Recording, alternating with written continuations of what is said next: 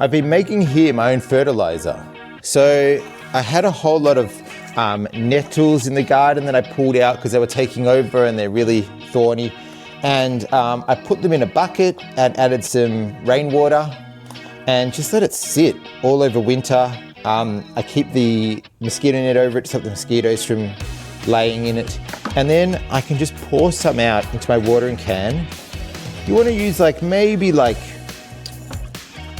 10%, about 10-15% of dilute. So 10% is the fertilizer and the other 90% is just normal water. So you dilute it when you start to use it, 10-1.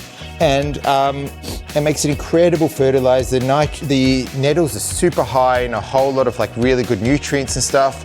And I've done it with thistles, I've done it with nettle, you can do it with just about anything. And it's a really easy way to make your own fertilizer. Just take whatever that incredible weed is. You can do it with comfrey, is a really popular one to do it with as well.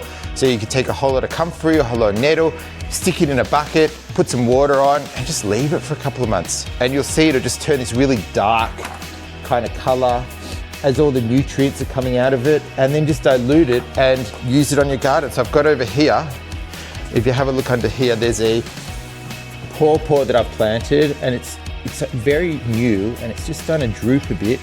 So I'm just giving it some of this. And then I've got a banana in this corner that I might just give a bit to as well. Oh look, the banana's got a little pup coming up there at the bottom.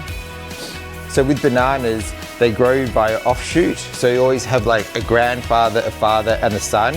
And so the grandfather fruits and you get the bunch of bananas, and then you cut it down, and then the father goes up and becomes the grandfather and fruits, and then you cut it down. So every banana tree will only give you one set of fruit, and you always have the grandfather, the father, and the son is the way it was explained to me. This is a baobab. That fruit is almost ready. I've never tried it before, but it's meant to taste like sherbet, like a cross between passion fruit and sherbet. So I'm pretty excited. Here you can see the new fruits coming up as well. But all these plants that I've grown here are all only get to about 3 meters tall. For a greenhouse, you don't want something too tall. In our last greenhouse, we had massive bananas that broke through the roof, and not a good idea. So make sure the stuff you plant in your greenhouse is not going to take over.